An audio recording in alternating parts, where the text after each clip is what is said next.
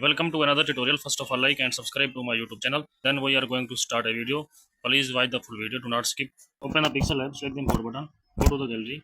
Select a shape. Remove the background color. Adjust the shape. Then select the shape. Back the shape. Save the shape. Adjust the save confirmation. Select the erase color. To back the color red.